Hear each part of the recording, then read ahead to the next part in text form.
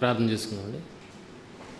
మమ్మల్ని మిక్కిలిగా ప్రేమించి మా కన్న తండ్రి దేవా, మరలా ఈ ఉదయకాల సమూహం మిమ్మల్ని తండ్రిని పిలుచుకునే మహాభాగ్యాన్ని కూడిన మా అందరికీ మీరు దయచేసినందుకే వందనాలు తెలియజేస్తున్నాం తండ్రి. ఇప్పటివరకు తండ్రి ప్రార్థనల ద్వారా దేవ పాటల ద్వారా మిమ్మల్ని కీర్తించి ఆరాధించిన మీ పిల్లల్ని జ్ఞాపకం చేసుకునండి. అలాగే ఇప్పుడు వాక్యము ద్వారా తండ్రి దేవా మిమ్మల్ని స్తుతించడానికి దేవా మీ పిల్లలను విశ్వాసంలో బలపరచడానికి మరి ప్రయత్నపడుచుంటుండగా సహాయం అనుగ్రహించమని మిమ్మల్ని ప్రార్థిస్తున్నాం తండ్రి. దేవా మీ సన్నిధిని మాతో ఉంచండి, మీ ఆత్మ సహాయాన్ని ఇచ్చి నడిపించండి తండ్రి. దేవా మేము మట్టివారము తండ్రి, దేవా ఒట్టివారము తండ్రి. దేవా మీరే సామర్థ్యాన్ని ఇవ్వగల దేవుడు తండ్రి. కనుక దేవా మీరే మమ్మలను సాధనములకు వాడుకొని మీ పిల్లలతో మీరే మాట్లాడమని, వారి హృదయాలను అత్తుకునే వాక్యాన్ని మీరే బోధించమని మిమ్మల్ని ప్రార్థిస్తూ మహిమ గంత ప్రభావాలు మీకు ఆరోపిస్తూ తండ్రి కృపతో సహాయం దయచేయమని యేసుక్రీస్తు వారి అతి శ్రేష్టమైన ఉన్నతమైన నామములు ఈ ప్రార్థన మనవులు అడిగి వేడుకుంటున్నాం మా తండ్రి. మొదటిగా దేవుడిచ్చిన గొప్ప తరుణాన్ని బట్టి దేవునికి క్రీస్తు వారి పేరట కృతజ్ఞతాస్తుతులు తెలియజేస్తున్నాను. అలాగే కూడి వచ్చిన మీ అందరికీ ప్రభు అయిన యేసుక్రీస్తు వారి పేరట శుభములు తెలుపుతున్నాను. మనిషి సంఘజీవి అన్న విషయం మనందరికీ తెలిసిందే. అంటే ఒంటరిగా మనిషి బ్రతకలేడు, సమూహంగానే మనిషి బ్రతకగలుగుతాడు. ఒంటరిగా బ్రతకగలుగుతాడా? ఆలోచించండి. ఒంటరిగా మీ ఊర్లో ఎవ్వరు లేరు, మీరే బ్రతకగలుగుతారా?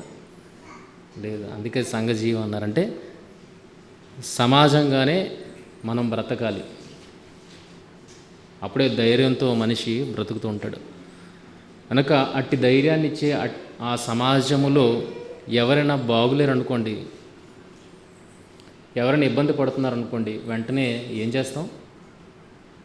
సంఘజీవి గనక, సమాజంలో బ్రతుకుతున్నాం గనక, తోటి వాడి అవసరత మనకు ఉన్నది గనక, ఆ తోటివాడు బాగులేని పరిస్థితుల్లో ఏం చేస్తాం? సహాయం చేస్తాం.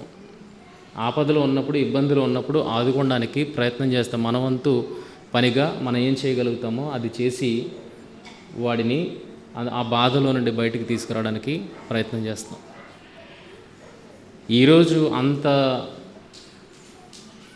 హృదయ విశాలత లేదు, కానీ కుటుంబంతో ఉంటున్నవాడు కుటుంబ సభ్యుల నిమిత్తమైన ఈ రకమైన ఆలోచన కలిగి ఉంటాడు. చుట్టూ ఉన్న సమాజం కోసం ఆలోచన కలిగి లేకపోయినా అంత విశాల హృదయం ఈరోజు మనిషికైతే లేదు. సంఘజీవే, కానీ ఎంతవరకు ఈరోజు లిమిట్ అయిపోయాడంటే కుటుంబం వరకే మనిషి లిమిట్ అయిపోయాడు. కనుక కుటుంబ సభ్యుల్లో కూడా చూడగలిగితే కుటుంబముగా ఉంటూ తాను బ్రతుకుతున్నాడు కనుక కుటుంబంలో కూడా ఏ ప్రాబ్లమ్స్ వచ్చినా ఏం చేస్తాడండి? సహాయపడే స్థితిలో ఉంటాడు. కుటుంబంలో సభ్యుడికి ఏదైనా యాక్సిడెంట్ ఎక్కడ జరిగిందనుకోండి, హుటిన మనం పరిగెడతామా లేదా? ఆలోచించండి. తండ్రికి బాగోలేదన్న వార్త రాగానే కంగారు పడి వెళ్తామా లేదా? ఆలోచించండి.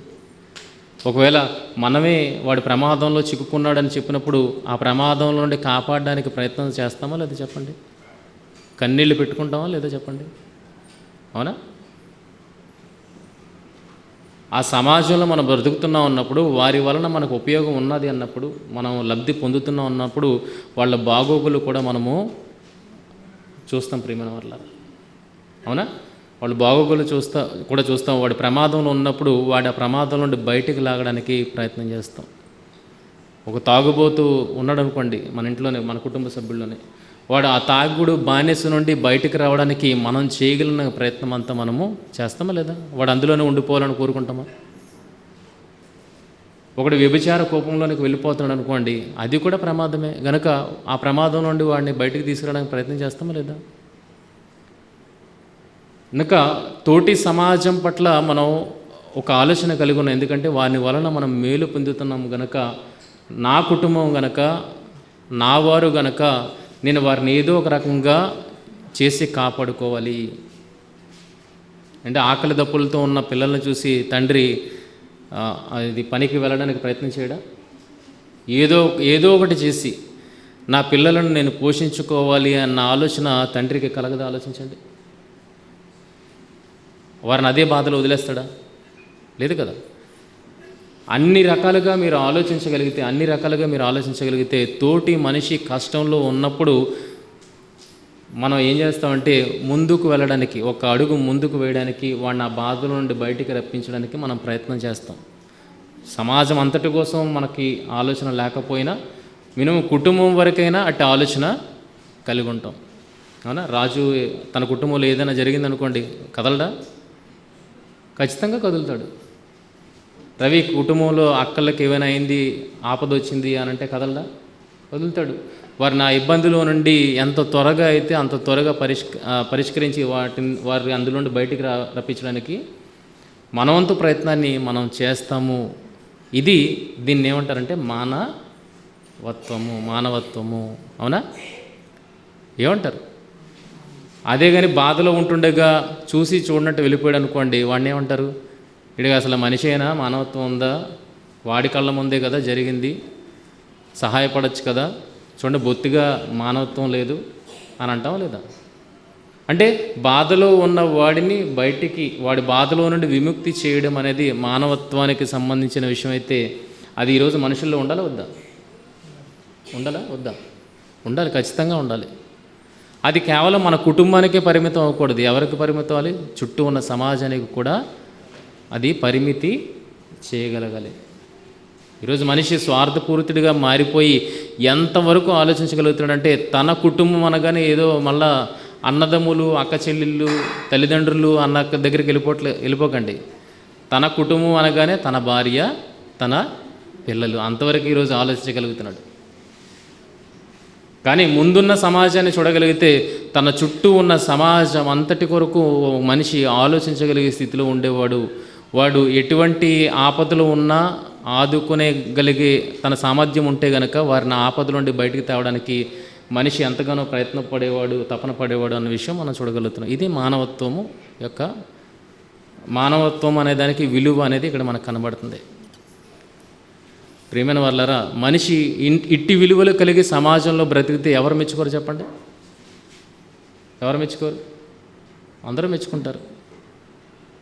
అయితే ఇది చెప్పడంలో ఉద్దేశం ఏంటంటే, ఆ మానవత్వపు విలువలు మనిషికి ఉండాలి. ఎదుటివాడు బాధలు ఉన్నప్పుడు ఆ మానవతా దృక్పథంతో ఎదుటివాడిని ఆదుకోవాలి అన్నది మంచి లక్షణము అని అనిపించుకుంటే గనక, అట్టి లక్షణం మంచి లక్షణం అనిపించుకుంటే గనక, ఇక్కడ లూకాసు వార్త 16వ అధ్యాయములో మనం ఒక యేసుక్రీస్తు వారు చెప్పిన ఉపమానాన్ని చూసుకోగలిగితే, అక్కడ ధనవంతుడు లాజరు విషయం మనందరికీ తెలుసు.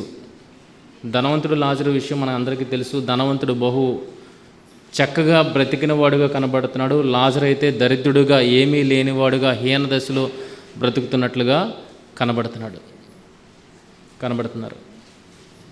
అయితే వీళ్ళిద్దరూ చనిపోయారు. ఒకరోజు వీళ్ళిద్దరూ చనిపోయారు. ఎవరు చనిపోయారు? ధనవంతుడు చనిపోయాడు, దరిద్రుడు చనిపోయాడు. ధనవంతుడికి పేరు ఇవ్వలేదు, కానీ దరిద్రుడికి పేరు ఇచ్చాడు. ఏమని? లాజరు అని. కనుక లాజరు యొక్క పరిస్థితి ఏంటంటే కటిక దారిద్ర్యంలో ఉన్నాడండి. ఎంతటి దారిద్ర్యం అంటే ఆ ధనవంతుడు బల్ల మీద నుండి పడు రొట్టెలు తినుటకు కోరుకునినవాడు. ఆ ధనవంతుడు బల్ల మీద రొట్టెలు కింద పడితే ఆ రొట్టెలు తీసుకుని వెళ్ళి వాళ్ళెవ్వరు ఇవ్వలేదు. వాళ్ళు ఎక్కడ పడేస్తే ఈయన ఆశపడి దాన్ని తినడానికి ఆశపడ్డాడు. వాళ్ళు ఇచ్చారని ఉంది అక్కడ, వాళ్ళు పారేశారు.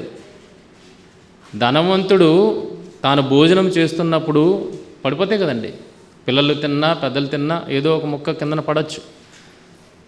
ఆ పడిన మొక్కలు తీసుకుని వచ్చి ఎవరు ఇవ్వలేదు లాజర్కి. ఆయన ఏది ఆశపడ్డాడు?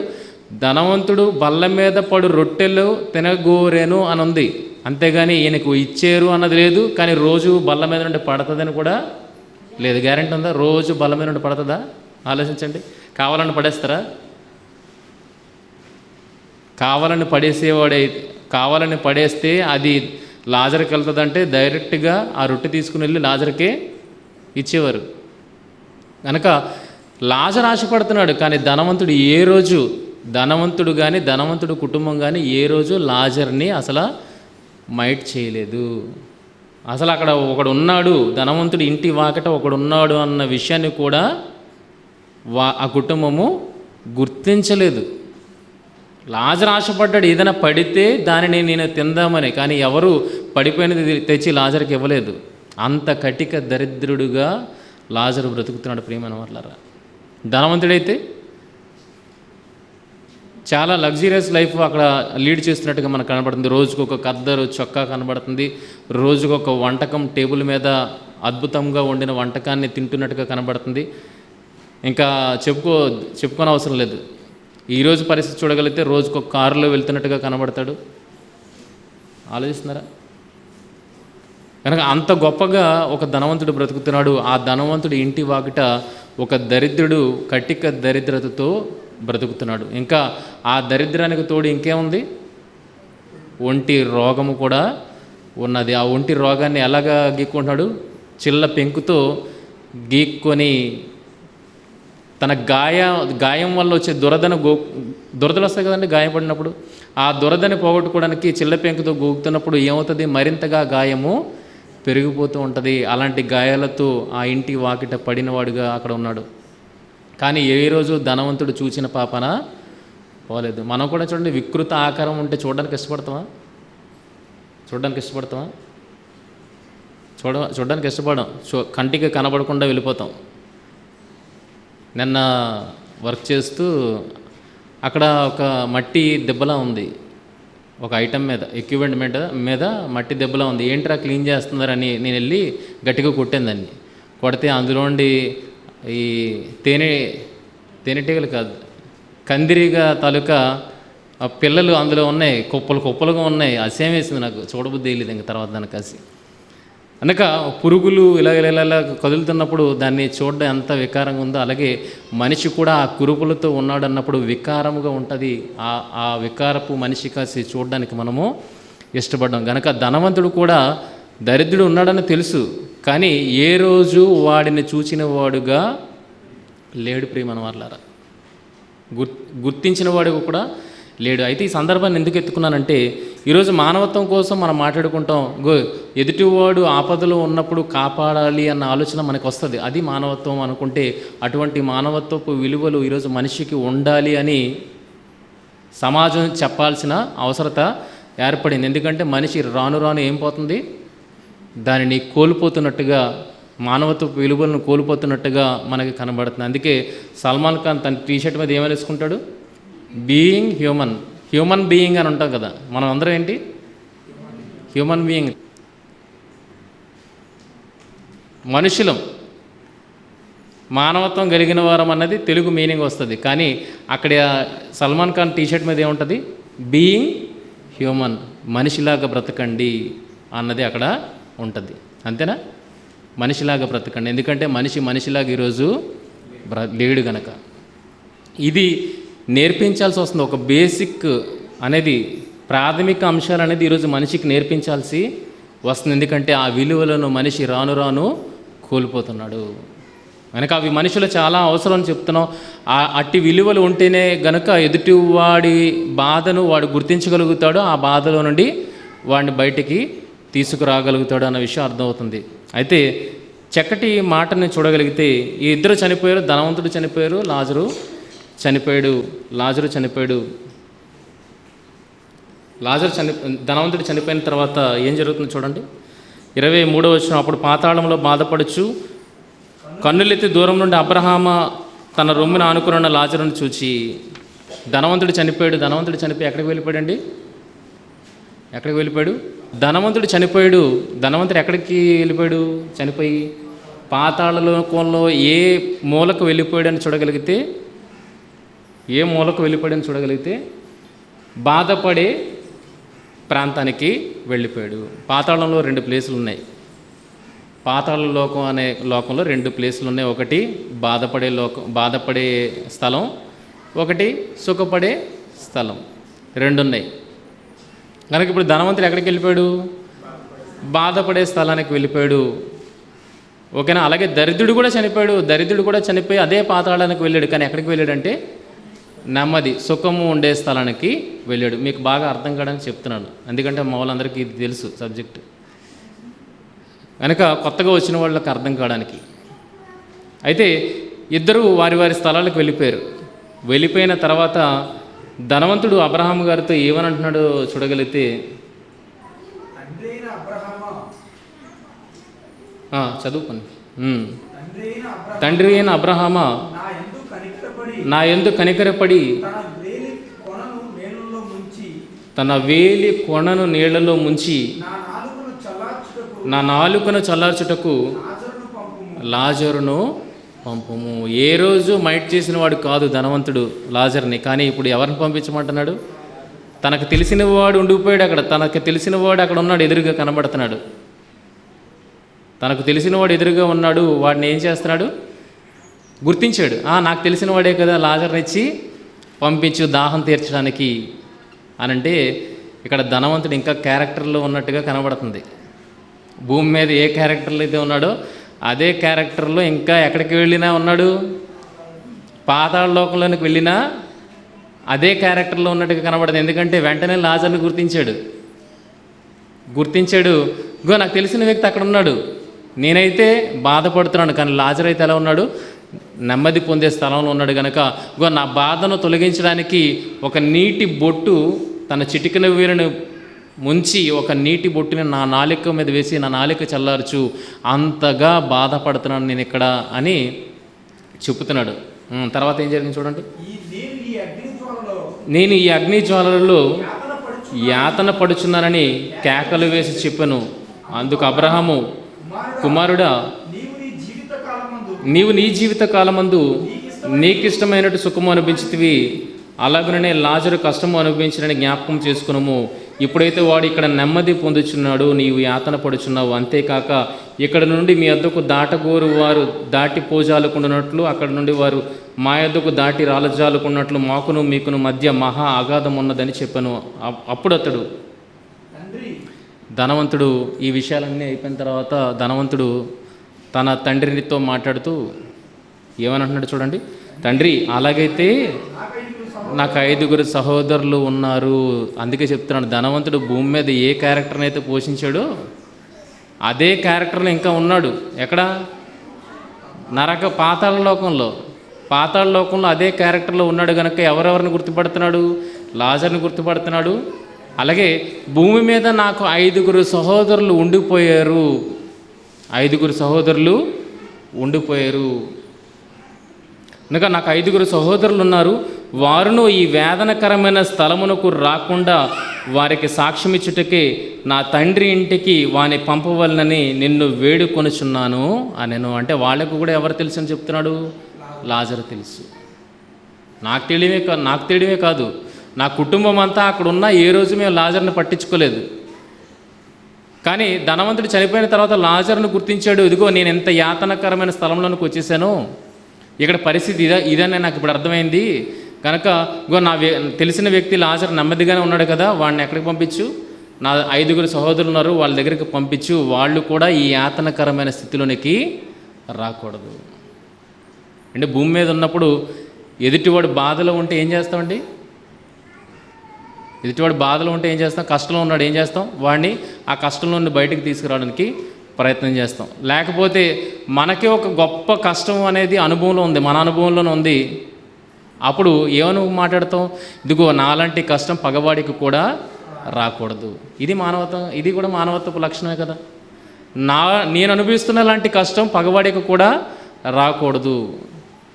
రాకూడదు అని మనం ఏదైతే ఆలోచిస్తామో ఇది సరైన ఆలోచన అని భూమి మీద ఉన్నప్పుడు మనం అన్నప్పుడు, ఇప్పుడు ధనవంతుడు కూడా ఏం ఆలోచన చెప్తున్నాడు చూడండి.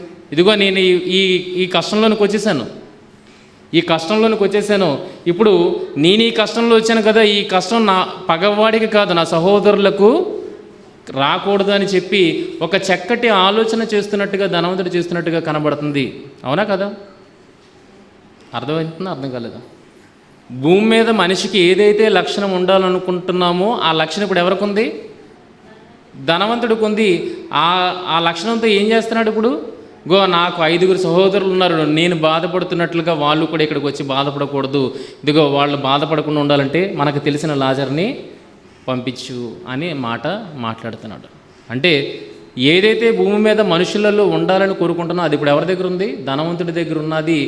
ధనవంతుడు తన 5 సహోదరుల నిమిత్తము ఆలోచన కలిగి ఉన్నట్టుగా కనబడుతుంది. బాగానే ఉంది కదండి. ధనవంతుడి ఆలోచన బాగున్నట్టుగా ఉంది. కానీ అబ్రహాము గారు చూస్తే, లాజరు చూస్తే వాళ్ళు చాలా రిలాక్స్డ్గా ఉన్నట్టుగా కనబడుతున్నారు. అబ్రహాము గారు కానీ చూడండి, లాజరు కానీ ఎలాగున్నారు. అందుకు అబ్రహాము, వారి యొద్ద మోషేయు ప్రవక్తలను ఉన్నారు, వారి మాటలు వినినడలా వినవలనని అతనితో చెప్పగా, అతడు, తండ్రివైన అబ్రహామా, అలాగనవద్దు, మృతుల్లో నుండి ఒకడు వారి యొద్దకు వెళ్ళిన ఎడల వారు మారు మనసు పొందుదురని చెప్పును. అందుకు అతడు, మోషేయు ప్రవక్తలను వారు వినని ఎడల, మోషేయు ప్రవక్తలను చెప్పిన మాటలు వారు వినని ఎడల మృతుల నుండి ఒకడు లేచినను వారు నమ్మరని అతనితో చెప్పానంటే, ఇక్కడ చాలా రిలాక్స్డ్గా ఎవరున్నారు? తన సహోదరులు రాకూడదని ధనవంతుడు ఆలోచన కలిగి ఉన్నాడు. అట్టి ఆలోచన మంచిదిలా కనబడుతుంది. అంటే ధనవంతుడు మంచి ఆలోచన కలిగి ఉన్నట్లుగా కనబడుతుంది. ఇక్కడ చూడగలిగితే లాజరు కానీ అబ్రహాము గారు కానీ చాలా రిలాక్స్డ్గా ఉన్నట్టుగా కనబడుతుంది. వాళ్ళ కోసం అంత బాధపడుతున్నట్లుగా అయితే ఏమీ కనబడట్లేదు. కానీ ధనవంతుడైతే వాళ్ళ కోసము బాధపడుతున్నాడు. ఇప్పుడు భూమి మీద మన పరిస్థితిని ఆలోచించగలిగితే, ఎదుటివారి బాధల్లో ఉన్నప్పుడు ఆ బాధను చూసి ఆ బాధను తొలగించడం అనేది మానవత్వము లక్షణం అయితే, అది మనిషికి ఉండడం అనేది గొప్ప సంగతి అని మనం అనుకుంటే కనుక, అట్టి గొప్ప సంగతి ఎవరి దగ్గర ఉన్నట్టు కనబడుతుంది? ధనవంతుడి దగ్గర ఉన్నట్టు కనబడుతుంది. కానీ ఎవరి దగ్గర లేదు అన్నట్టుగా కనబడుతుంది? లాజర్ గారి దగ్గర, అబ్రహాం గారి దగ్గర లేనట్టు కనబడంటే రిలాక్స్డ్గా ఉన్నారు. ఏ ఏడుపు గోల ఏమీ లేదు. కానీ ధనవంతుడైతే ఏడ్చి గొగ్గులు పెడుతున్నాడు. నాయన, నాలాంటి పరిస్థితి నా సహోదరులకు కలగకూడదని భూమి మీద ఉన్న సహోదరుల కోసం ఏడుస్తున్నాడు ప్రియమైన వాళ్ళ ధనవంతుడు. కానీ లాజర్కు కానీ అబ్రహాం గారికి కానీ ఎందుకు ఏడుపు లేదు? కానీ రైట్గా ఆలోచిస్తున్నాడని ఎలా చెప్పుకున్నాడు? ధనవంతుడైతే రైట్గా ఆలోచిస్తున్నట్టుగా కనబడుతుంది. కానీ నెమ్మది పొందు స్థలంలో ఉన్న వాళ్ళు అయితే ఎలాగ ఆలోచిస్తున్నారు? రిలాక్స్డ్గా ఆలోచిస్తున్నారు. బాగా అర్థమైందా? అర్థం కాలేదా? నెమ్మది పొందు స్థలమునకు లాజరు వెళ్ళాడు. అగ్నిగుండంలో బాధపడుతున్నది ధనవంతుడు. సుఖపడుతున్నది ఎవరు? లాజరు.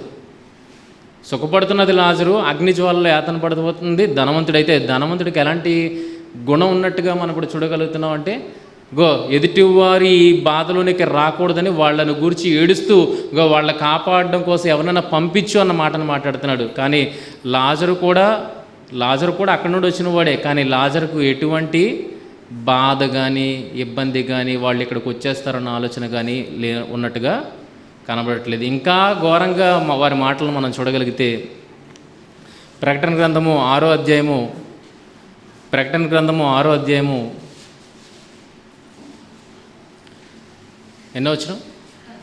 10వ వచనంలో చూడగండి. నెమ్మది పొందు స్థలానికి వెళ్ళిన వారు ఎలాంటి మాటలు మాట్లాడుతున్నారు? అటువంటి స్వభావాన్ని భూమి మీద మనం అంగీకరించాం ప్రియమైన వాళ్ళారా. అటువంటి స్వభావాన్ని భూమి మీద మనం అంగీకరించాం.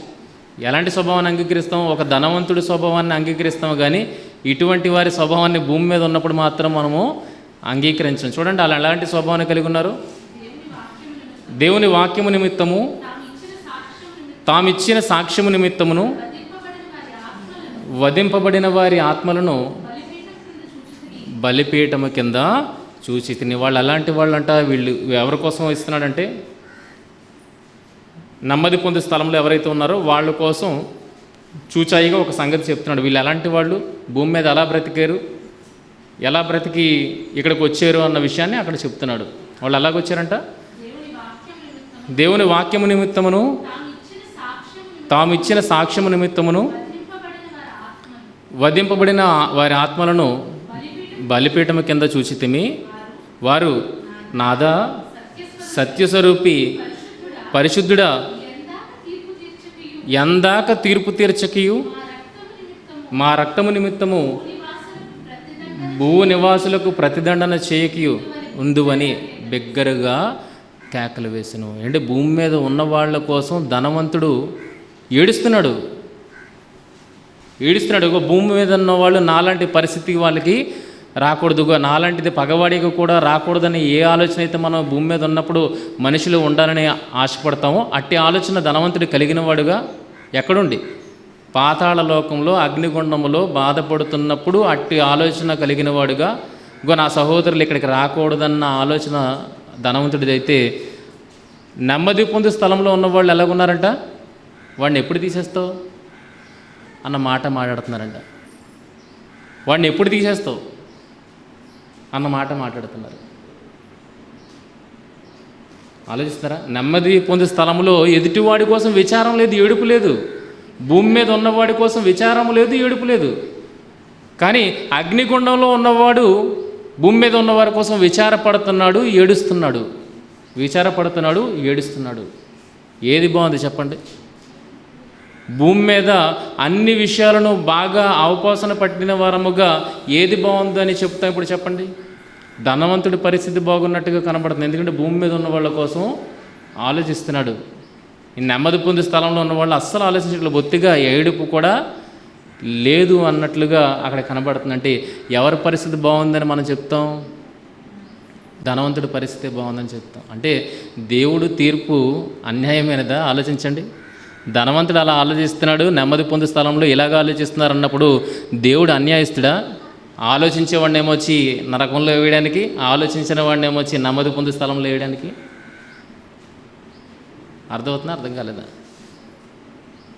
మరి నరకంలోనికి వెళ్ళిపోయినాడు, అంతగా బాధపడుతున్నాడు భూమి మీద ఉన్న వాళ్ళ కోసం. కానీ నెమ్మది పొందుతున్న స్థలంలో ఉన్నవాళ్ళు అస్సలు బాధే లేదు, చీకు చింతే లేదు. వాడెవడో తెలియనట్లుగా బిహేవ్ చేస్తున్నారు. ఇంతకుముందు భూమి మీద ఉన్నప్పుడు వాడు కూడా నీ కుటుంబ సభ్యుడే కదా, నీ సమాజంలో తోటి మనిషే కదా, నువ్వు దగ్గరగా వాడితో సాన్నిధ్యం కలిగి బ్రతికేవు కదా.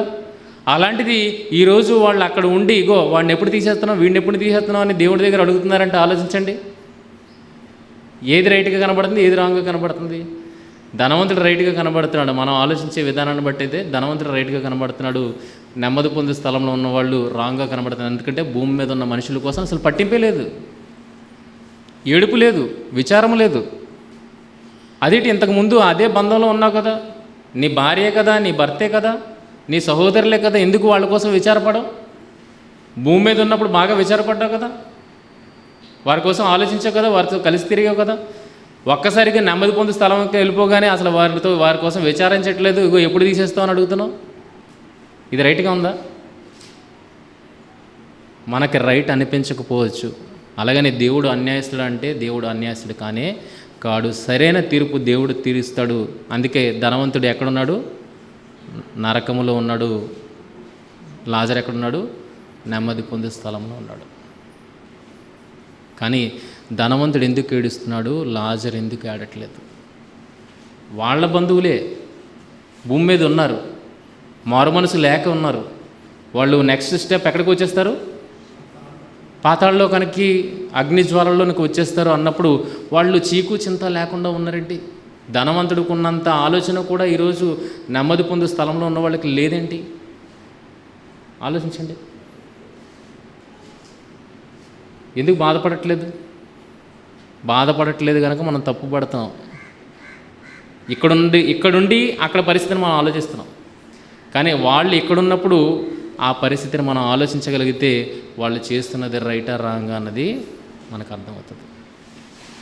వాళ్ళు భూమి మీద ఉన్నప్పుడు ఎలా బ్రతికారు అన్నది మనం ఆలోచించగలిగితే, వారు భూమి మీద ఉన్నప్పుడు ఎలా బ్రతికారు అన్నది మనం ఆలోచించగలిగితే వాళ్ళు అక్కడ ప్రవర్తిస్తున్న తీరు రైటా రాంగా అన్న విషయం మనకు అర్థమవుతుంది.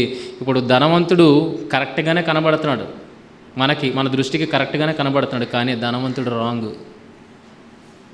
లాజరు మిగిలిన వాళ్ళు తప్పుగా కనబడుతున్నారు, కానీ వాళ్ళు రైట్. ఎందుకు వాళ్ళు రైటు? ఇది తోటి మనుషులు, నీకు తెలిసిన వాళ్ళే, బంధు వర్గం అంతా భూమి మీద ఉన్నదన్నప్పుడు వాళ్ళని ఎప్పుడు తీసేస్తావు ప్రభు అని అడుగుతుంటే అది రైట్ అని మనం అలాగా సంబోధిస్తాం చెప్పండి. కనుక ఆలోచించండి, ఎందుకు దేవుడు ఇలాంటి తీర్పును తీర్చుకున్నాడు? ఒక ధనవంతుడు చూడగలిగితే తన భూమి మీద తన సహోదరులు ఇంకా బంధాన్ని కలిగిన వాడుగా, సహోదరులు అన్న బంధాన్ని ఇంకా కలిగిన వాడుగా వాళ్ళ రక్షణ కోసం ఆలోచిస్తున్నాడు. లాజరు మిగిలిన వారైతే గనక అసలు బంధాలు తెగదెంపులు చేసుకున్నట్టుగా వాళ్ళ కోసం అసలు విచారమే పడట్లేదు. ఎందుకు వారికి ఏడుపు లేదు? బంధాలు మర్చిపోయారా? ఎందుకు వారు ఏడవట్లేదు? బంధాలు మర్చిపోయారా అని అంటే, చనిపోయిన వారికి బంధాలు గుర్తుంటాయంటే గుర్తుంటాయి. ధనవంతుడు గుర్తులేదా బంధం? లాజరు ఏమవుతాడో తెలుసు, సహోదరులు ఉన్నారంటున్నాడంటే అక్కడ బంధం ఏంటో తెలుసు. మరి చనిపోయిన వారికి బంధాలు తెలియవంటే బంధాలు తెలుసున్నప్పుడు ధనవంతుడి దగ్గర మనకు కనబడుతుంది, ప్రతి బంధాన్ని గుర్తిస్తున్నాడు. మరి నెమ్మది పొందు స్థలానికి వెళ్ళిన వాళ్ళకి బంధాలు గుర్తులేవంటే వాళ్ళకి గుర్తున్నాయి, కానీ గుర్తున్న ఎందుకు వారి కోసం ఆలోచించట్లేదు, ఎందుకు వారి కోసం ఏడట్లేదు, కన్నీరు పెట్టుకోవట్లేదు, వాళ్ళ కోసం విచారించట్లేదు? అది మనకు తప్పుగా ఒక దృష్టిలో ఆలోచిస్తే తప్పుగా కనబడుతుంది, కానీ మరొక వాస్తవమైన దృష్టిలో ఆలోచించగలిగితే అది ఏ రకముగానూ తప్పు కానే కాదు. కనుక దేవుడు అన్యాయస్తుడు కాదు అన్యాయమైన తీర్పు తీర్చడానికి. దేవుడు న్యాయవంతుడు, న్యాయమైన తీర్పు తీరుస్తాడన్నప్పుడు ధనవంతుడికి అగ్నిజ్వాలలో పడడం అనేది న్యాయమైన తీర్పు. లాజరు నెమ్మది పొందు స్థలం వెళ్ళడానికి అది దేవుడు తీర్చిన న్యాయమైన తీర్పు. మరి ఎందుకు ఇటువంటి స్వభావాన్ని కలిగి ఉన్నారు? ఎందుకు ధనవంతుడు ఏడుస్తున్నాడు తన సహోదరుల కోసం? ఎందుకు మిగిలిన వారు నెమ్మది పొందు స్థలంలో ఉన్నవారు అస్సలు పట్టింపు లేని వారుగా వాళ్ళని ఎప్పుడు తీసేస్తామన్న మాట మాట్లాడుతున్నారు? వాళ్ళకి ఎందుకు ఏడుపు రావట్లేదు, కన్నీళ్ళు రావట్లేదు, ఎందుకు బాధపడట్లేదు అన్నది ఈరోజు మనం ఆలోచించాలి. ప్రియమైన వాళ్ళారా, ఆలోచించాలి. ఒక చక్కటి మాట మనం చూద్దాం. లూకాసు వార్త 20వ అధ్యాయము 27వ వచనాన్ని చూడగలిగితే, ఒక భూమి మీద ఒక గొప్ప బంధం కోసం మాట్లాడుతూ ఉన్నట్టుగా కనబడుతుంది. భూమి మీద మానవ సంబంధాలను గూర్చి మాట్లాడుతూ ఈ సంబంధాలు పరలోకమందు ఎలాగ ఉంటాయి అన్న విషయాన్ని అక్కడ సూచించడం అనేది జరిగింది యేసుక్రీస్తు వారి ద్వారా. ఎందుకంటే అక్కడ పరిస్థితి అర్థం కావాలి కదా. ధనవంతుడైతే బాగా ఆలోచిస్తున్నట్టుగా కనబడుతుంది. లాజరు మిగిలిన నెమ్మది పొందే స్థలంలో ఉన్నవారు ధనవంతునికి విరుద్ధమైన భావజాలాన్ని కలిగిన వారుగా ఆలోచిస్తున్నట్టుగా మనకు కనబడుతుంది. కనుక భూమి మీద బంధాలు కలిగి ఉన్నవారు పరలోకానికి వెళ్ళిన తర్వాత ఆ బంధాలు ఎలా ఉంటాయి అన్న విషయాన్ని ఇక్కడ చెబుతూ ఉన్నాడు. ఎందుకంటే ఈరోజు మనకి కూడా ప్రశ్నే కదా, ధనవంతుడిది రైట్లా కనబడుతుంది కదా, లాజర్ది మిగిలిన వారిది అసలు ఆలోచించిన వారుగా ఏడవని వారుగా, భూమి మీద ఉన్న వారి కోసం ఏడవని వారుగా ఉన్నది కదా. లాజరు తప్పులా కనబడుతుంది, ధనవంతుడిది రైట్లా కనబడుతుంది. అంటే మనం బంధాలను, భూమి మీద ఉన్న బంధాలు పరలోకానికి వెళ్ళిన తర్వాత అవి బంధాలు ఎలా మారబోతున్నాయి అన్న విషయాన్ని ఇక్కడ చక్కగా యేసుక్రీస్తు వారు విశ్లేషిస్తారు. గనక ఈ విషయం మనకు అర్థమైతే గనక ఎవరు కరెక్ట్గా ప్రవర్తిస్తున్నారు అన్నది మనకు అర్థమవుతుంది. ఎవరు వాస్తవంగా ప్రవర్తిస్తున్నారు, ఎవరు ఇంకా నటిస్తున్నారు అన్న విషయం మనకు అక్కడ అర్థమవుతుంది. కనుక చూడగలిగితే ఇక్కడ ఏముంది, 27 పునరుద్ధానము లేదని చెప్పడి సద్దుకేయులు కొందరు ఆయన యుద్ధకు వచ్చి ఆయనను ఇట్లడిగిరి, బోధకుడా, భార్య బ్రతికుండగా ఒకని సహోదరుడు సంతానము లేక చనిపోయిన ఎడల అతని సహోదరుడు అతని భార్యను పెండ్లి చేసుకొని తన సహోదరునికి సంతానము కలుగు చేయవలనని మోషే మనకు వ్రాసి ఇచ్చాను. ఈ సందర్భం మీకు బాగా అర్థం కావడానికి 7 అన్నదమ్ములు ఉన్నారు. ఒకే తండ్రికి పుట్టిన 7 కొడుకులు ఉన్నారు. ఒకే తండ్రికి పుట్టిన 7 కొడుకులు ఉన్నారు. మొదటి కొడుకుకి పెళ్ళయింది. మొదటి కొడుకుకి ఒక స్త్రీతో వివాహమైంది. అయితే పిల్లలు లేకుండానే ఎవరు చనిపోయారంటే మొదటి కుమారుడు చనిపోయాడు. కనుక చనిపోయాడు కనుక ఈమె ఆటోమేటిక్గా ఏమవుతుంది, ఆ బంధం నుండి విముక్తురాలు అయిపోయింది. ఏ బంధం నుండి? పెళ్ళి అనే బంధం నుండి విముక్తురాలు అయిపోయింది. కనుక ఇప్పుడు పెద్ద కుమారుడు చనిపోయాడు కనుక ఆయనకి పిల్లలు లేరు కనుక ఆయన వంశాన్ని వృద్ధి చేయడానికి ఎవరు ఆమెను పెళ్లి చేసుకుని పిల్లలు కనొచ్చు అని చూడగలిగితే ఆయన నెక్స్ట్ ఎవరైతే ఉన్నారో మొదటివాడు చనిపోగానే ఎవడు పెళ్లి చేసుకోవచ్చు? మొదటివాడు భార్యను ఎవరు పెళ్లి చేసుకోవచ్చు? రెండోవాడు పెళ్లి చేసుకొని ఆ అన్నకి కుమారులను కనొచ్చు. ఈ రకంగా వంశం అనేది ఆగిపోకుండా అభివృద్ధి చెందడానికి దేవుడిచ్చిన ఒక చక్కటి నియమం ఇది మోషే గారి ద్వారా ఇజ్రాయెల్కి ఇవ్వబడింది. ఇలాగే ఇప్పుడు ఈ ప్రొసీజర్లో ఏం జరిగిందంటే, అన్నకి సంతానాన్ని కలిగించాలన్న ఉద్దేశంతో అన్న భార్యను తమ్ముడు వివాహం చేసుకున్నాడు. వివాహం చేసుకున్న తర్వాత వాడు కూడా చనిపోయాడు. ఇప్పుడు ఎవరెవరికి పిల్లలు లేరు? ఇద్దరు అన్నదమ్ములు చనిపోయారు. ఇప్పుడు ఇద్దరు అన్నదమ్ములకి పిల్లలు లేరు. భార్య ఒకతే. మొదటివాడి భార్యనే రెండోవాడు చేసుకున్నాడు. ఇప్పుడు రెండోవాడు కూడా చనిపోయాడు. ఇప్పుడు ఎవరు చేసుకోవాలి? ఇద్దరు అన్నదమ్ములకి వారసులు ఇవ్వాలంటే మూడోవాడు చేసుకోవాలి. ఇలాగ ఎంతమంది చనిపోయారట? 7 చనిపోయారంట. 7 కుమారులు, ఒక తండ్రికి 7 కుమారులు.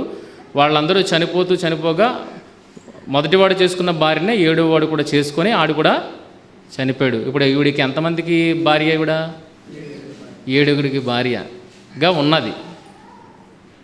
7 భార్యగా ఉన్నది. ఇప్పుడు సద్దుకెళ్ళి ప్రశ్న ఏంటంటే, పునరుద్ధానం మందు వీళ్ళు లెగుస్తారంట కదా, నువ్వు 2 రాకడలో వచ్చినప్పుడు వీళ్ళందరూ లెగుస్తారని చెప్తున్నావు కదా, మరి వీళ్ళందరూ లెగుస్తారని చెప్పినప్పుడు భూమి మీద ఏదో ఒక రకంగా జరిగిపోయింది. చనిపోయాడు కనుక రెండోవాడు పెళ్లి చేసుకున్నాడు.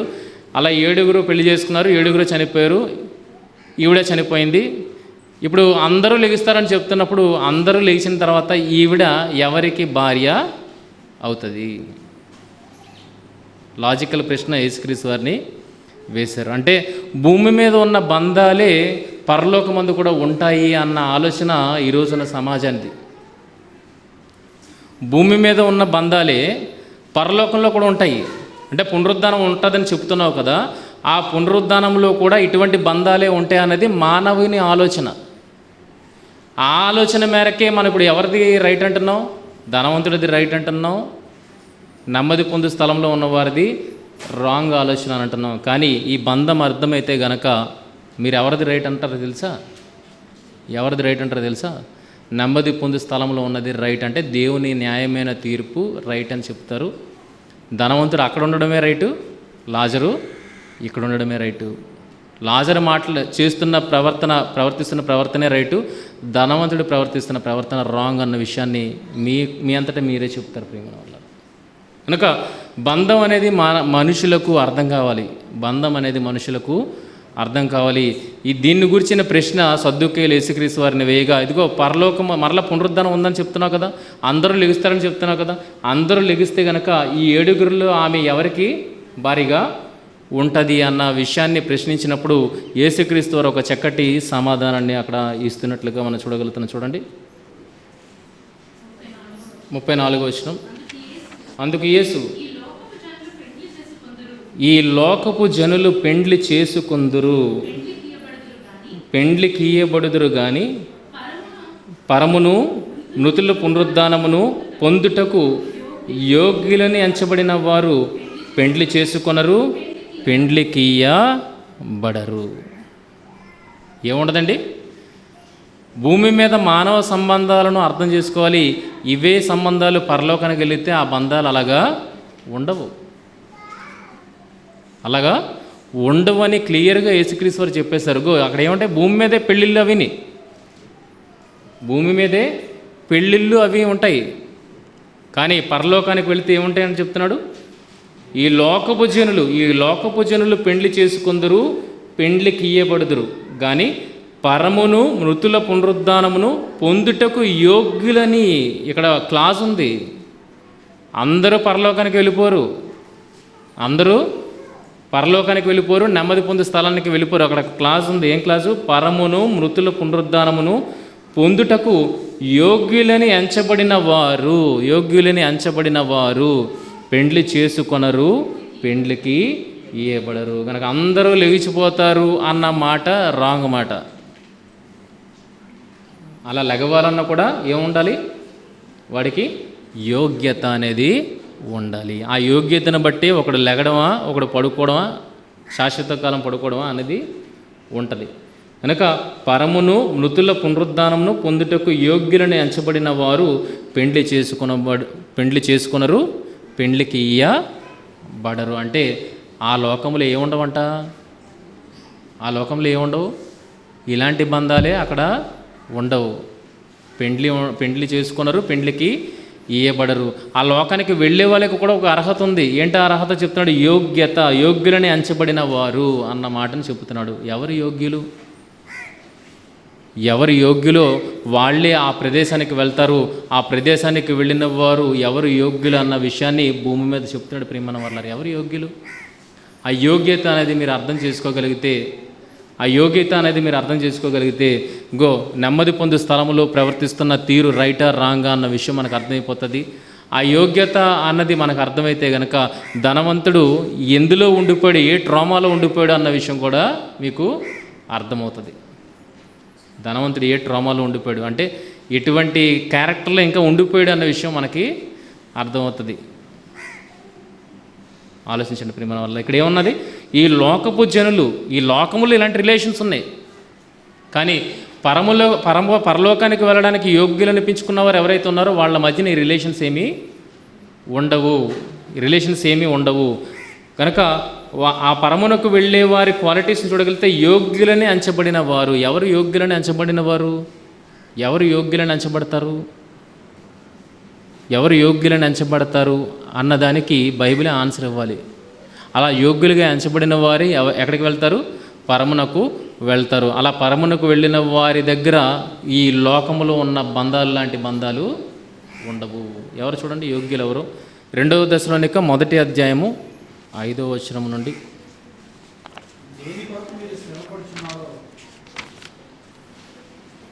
దేని కొరకు మీరు శ్రమపడుచున్నారో ఆ దేవుని రాజ్యమునకు మీరు యోగ్యులని ఎంచబడి నిమిత్తము మీరిట్లు ఓర్చుకొనుట దేవుని న్యాయమైన తీర్పునకు స్పష్టమైన సూచనయే ఉన్నది. బాగా ఇప్పుడు ఆలోచించారు, బాగా ఇది చదవండి. పరమును మృతుల పునరుద్ధానమును పొందుటకు యోగ్యులని ఎంచబడిన వారే అన్న మాటను మాట్లాడాడు. ఇప్పుడు అంటే పరమునకు వెళ్ళే వారికి ఒక యోగ్యత ఉంది, వాళ్ళే అక్కడికి వెళ్తారు. అలా వెళ్ళిన వారికి ఏముండవు? ఈ లోకపు బంధాలు అనేవి అక్కడ ఉండవు అన్న విషయాన్ని చెబుతూ ఎవరు యోగ్యులన్న విషయాన్ని చెప్తున్నారు చూడండి. దేని కొరకు మీరు శ్రమపడుచున్నారో ఆ దేవుని రాజ్యమునకు మీరు యోగ్యులని ఎంచబడి నిమిత్తము మీరిట్లు ఓర్చుకున్నట దేవుని న్యాయమైన తీర్పునకు స్పష్టమైన సూచనయై ఉన్నది. చూడండి, యోగ్యత కోసం మాట్లాడుతూ ఏమని అంటున్నాడు ఇక్కడ? ఈ యోగ్యత అనేది అర్థమైతే కనుక మీకు అక్కడ రిలేషన్ అనేది మీకు బాగా చక్కగా అర్థమైపోతుంది. ఎవరు వాస్తవంలో ఉన్నారు, ఎవరు ఇంకా అవాస్తవంలోనే ఉన్నారన్న విషయం అక్కడ అర్థమైపోతుంది. కనుక మన దృష్టితో చెబుతున్నాం, ధనవంతుడు బాగానే ఉన్నాడు కదా, బాగానే ప్రవర్తిస్తున్నాడు కదా, ఇగో లాజర్ ఏంటి ఇలా ప్రవర్తిస్తున్నాడుగో, వాడి ప్రాణాలు తీసేయమని చెప్తున్నాడు. ఇంతకుముందు అదే రిలేషన్లో బ్రతికొచ్చినాడే కదా. మనం అనుకుంటాం కదా, కుటుంబానికి కొద్దిగా దూరం అవ్వగానే ఇంతకుముందు అదే కుటుంబంతో బ్రతికొచ్చినాడు కదా, ఇప్పుడు వాళ్ళ మీదే పగబెట్టుకుంటున్నాడేంటి అన్నట్టుగా మనం మాట్లాడతాం లేదా? అందులోండే వచ్చాడు కదా. ఆ మాత్రం ఆ బంధం కోసం ఆలోచించడా అన్న విషయాన్ని మనం అలాగైతే మాట్లాడుకుంటాం. ఇప్పుడు కూడా లాజరు కూడా అటువంటి బంధాల్లో నుండి వచ్చాడు అక్కడికి, పరదేశికి. రాగానే వెంటనే ఎలా మాట్లాడుతున్నాడు అని అంటే, ఇదిగో వాళ్ళని ఎప్పుడు తీస్తా, వీళ్ళనెప్పుడు తీస్తున్నా అన్నట్టుగా అక్కడ మాట్లాడుతున్నట్టుగా చూడగలుగుతున్నాం. కనుక మన దృష్టితో ఆలోచించినప్పుడు ఎవరు రైట్గా కనబడుతున్నారు? ధనవంతుడు రైట్గా కనబడుతున్నాడు. ఇగో వాడి సహోదరుల కోసం ఏడడం రైటు. ఎంతగా ఏడుస్తున్నాడంటే ఆ సహోదరులుగో నాకు కలిగినలాంటి ఈ పరిస్థితి నా సహోదరులకు కలగకూడదుగా, నాకు తెలిసిన వ్యక్తే వాళ్ళకు కూడా తెలుసు, ఆ వ్యక్తిని అక్కడికి పంపించు అని అంటే, ఇంతకు ముందంతా లాజరు వాళ్ళతో ఏదో మాట్లాడడానికి ప్రయత్నించాడు అన్న విషయం అర్థమవుతుంది కదా. లాజరు ఏమీ మాట్లాడకపోతే ధనవంతుడిని అక్కడికి పంపించని ఎందుకంటాడు? ఏం చెప్పడానికి పంపించమంటాడు అక్కడికి? అంటే ఇంతకు ముందంతా లాజరు ఆ ధనవంతుడి కుటుంబంతో ఏదో మాట్లాడుతున్నాడు. ఆ మాటలు ఎవరు వినలేదు? ధనవంతుడు వినలేదు. ఇప్పుడు ధనవంతుడు వినకపోయేటప్పటికీ ఏ పరిస్థితికి వచ్చాడు? అగ్నిజ్వాలలో యాతన పడే పరిస్థితికి వచ్చాడు. కనుక ఈ లాజరు మాట్లాడింది రైటు అన్న విషయాన్ని ధనవంతుడు గ్రహించాడు. ఇప్పుడు ఎవరి దగ్గరికి పంపించమన్నాడు లాజర్ని? సహోదరుల దగ్గరికి. మాట్లాడతాడు లాజరు, మాట్లాడతాడు, నా సహోదరుల దగ్గర పంపించు, ఇట్టి పరిస్థితుల్లోనికి రాకూడదు అని అనుకుంటున్నాడు ధనవంతుడు. మన దృష్టిలో చూడగలిగితే ధనవంతుడిది రైట్ ఆలోచనలా కనబడుతుంది. ఎందుకంటే మిగిలిన వారు ఎవరు అసలు చీమ కుట్టినట్టుగా కూడా లేదు. లోకంలో ఉన్న వారిని గురించి ఒక చీమ కుట్టినట్టుగా కూడా లేనట్లుగా వారి ప్రవర్తన కనబడుతుంది. కానీ ధనవంతుడైతే నాకు కలిగిన లాంటిది పగవాడికి కూడా వద్దు, నా వారికి కూడా వద్దు అన్నట్టుగా బాధపడుతున్నట్టు కనబడుతుంది. అందుకంటున్నాను, మన దృష్టి కోణంలో ఆలోచించగలిగితే ధనవంతుడు రైట్గా కనబడుతున్నాడు, మిగిలిన వారు రాంగ్గా కనబడుతున్నాడు. కానీ దేవుని దృష్టికోణంలో మనం ఆలోచించగలగాలి. ఎందుకంటే దేవుడు అన్యాయస్తుడు కాడు, అన్యాయమైన తీర్పు తీర్చడు. ఇంత గొప్పగా ఆలోచిస్తున్న ధనవంతుడు ఎందుకు నరకంలోకి వెళ్ళిపోవాలా?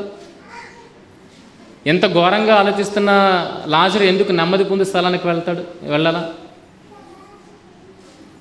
కనుక ఆలోచించండి ప్రియమైన వాళ్ళ. బంధం అనేది అర్థం కావాలి. యేసుక్రీస్తు వారు అయితే క్లారిటీ ఇచ్చారు. భూమి మీద ఉన్న బంధాలు లాంటి బంధాలు ఎక్కడ ఉండవు, పరలోకంలో ఉండవు అన్న విషయాన్ని చెబుతూ ఇక్కడ చూడండి ఏం మాట్లాడుతున్నాడు. అలా పరమునకు వెళ్ళడానికి యోగ్యత కావాలి. 5వ వచనంలో 2వ దశలోనిక 1వ అధ్యాయం 5వ వచనంలో, దేని కొరకు మీరు శ్రమపడుచున్నారో ఆ దేవుని రాజ్యమును మీరు యోగ్యులని అంచబడి నిమిత్తము మీరిట్లు ఓర్చుకొనుట దేవుని న్యాయమైన తీర్పునకు స్పష్టమైన సూచన అయి ఉన్నది. ఏంటి యోగ్యులని అంచబడడానికి వీళ్ళు ఏ క్వాలిటీస్ కలిగి ఉన్నారో చెప్తున్నాడు ఇక్కడ. యోగ్యులుగా అంచబడి నిమిత్తము ఏ క్వాలిటీస్లో మీరు ఇంకా స్థిరంగా ఉండాలని చెప్తున్నాడు పౌలు గారు. చూడండి ఏ క్వాలిటీస్లో స్థిరంగా ఉండాలని చెప్తున్నాడు. పరమునకు యోగ్యులుగా ఎంచబడడానికి ఏ క్వాలిటీస్లో వాళ్ళు స్థిరముగా ఉండాలని చెప్తున్నాడు. మీరిట్లు ఓర్చుకునుట దేవుని న్యాయమైన తీర్పునకు స్పష్టమైన సూచన అయి ఉన్నది. దేవుడిది న్యాయమైన తీర్పు. ఆ న్యాయమైన తీర్పు మీ ఎడల కనపరచబడేటట్లుగా మీరు ఏది కలిగి ఉండాలి? ఓర్చుకొనుట. దేని విషయంలో ఓర్చుకుంటున్నారు వీళ్ళు?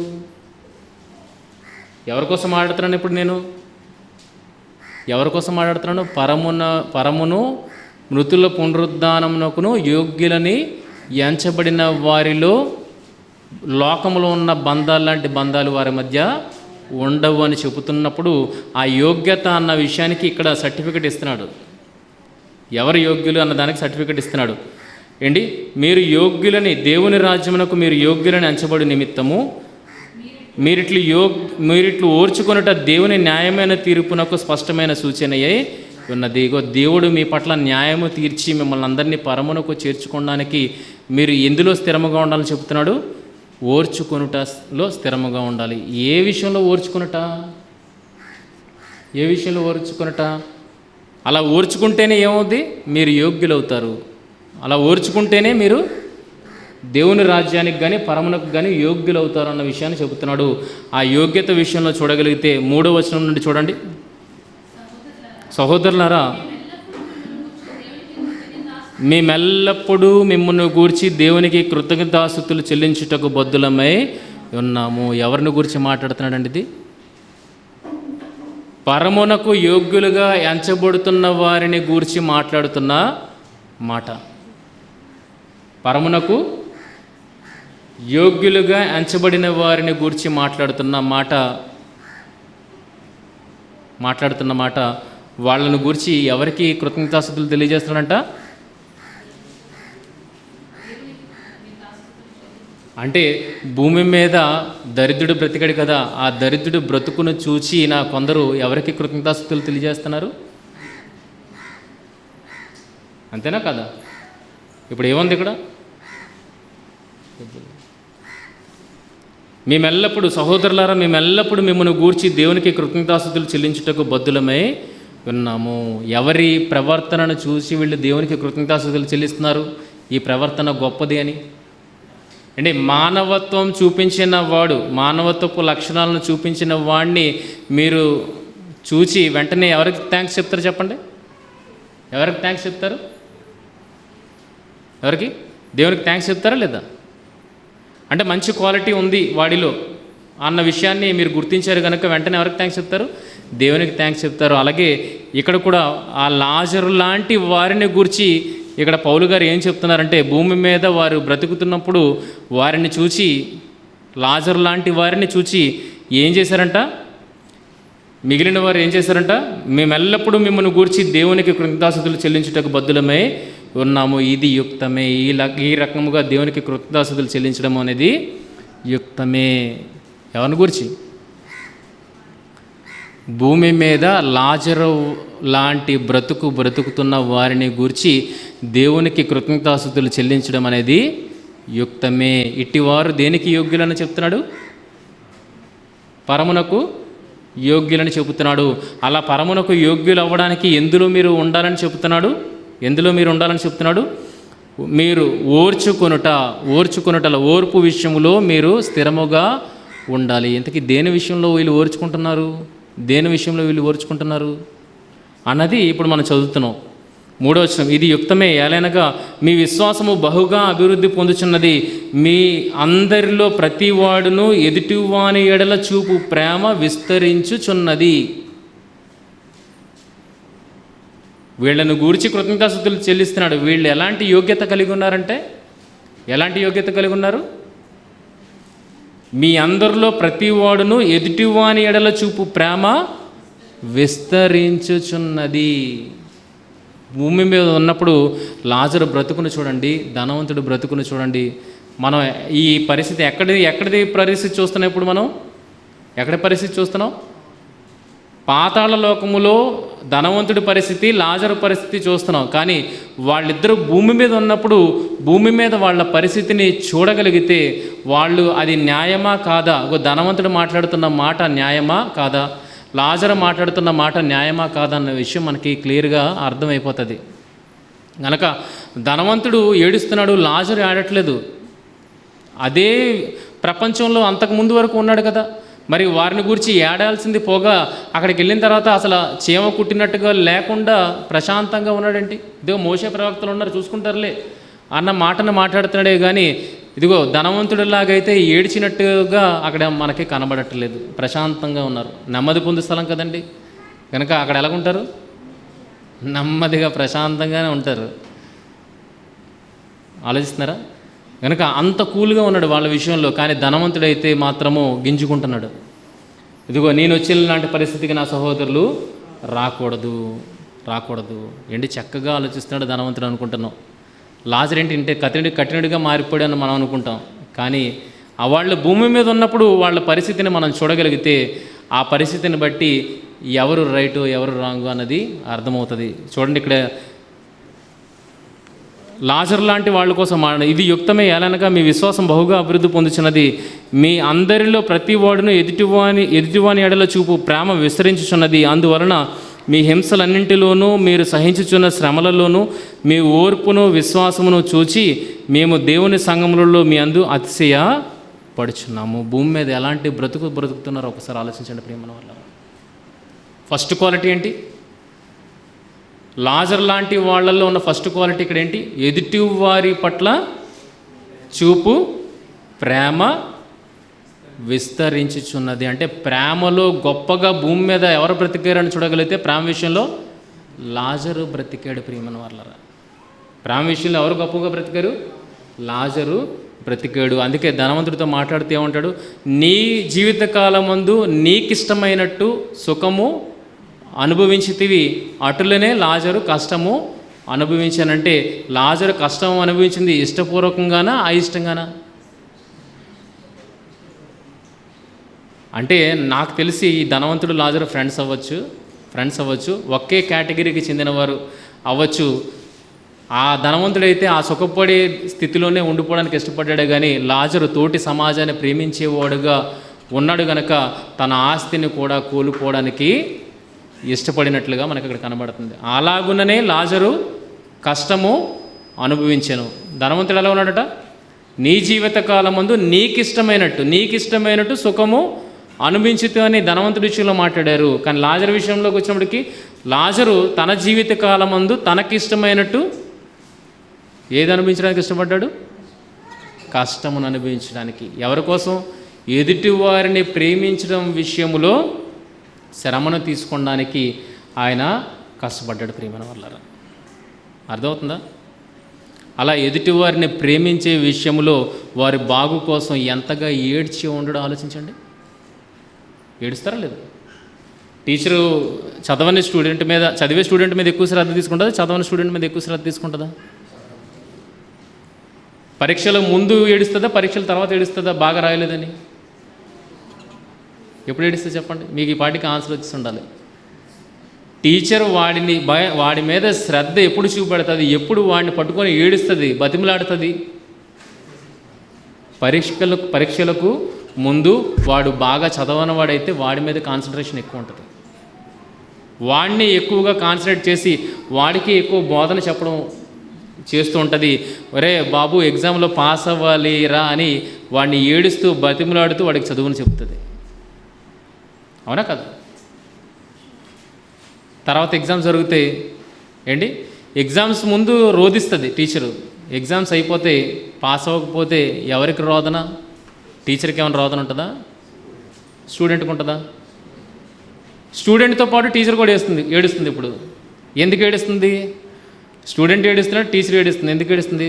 నేను ఆ ఎగ్జామ్స్కి ముందు వాడికి చెబితే బాగున్నాను, అప్పుడు ఏడిస్తే బాగున్నాను,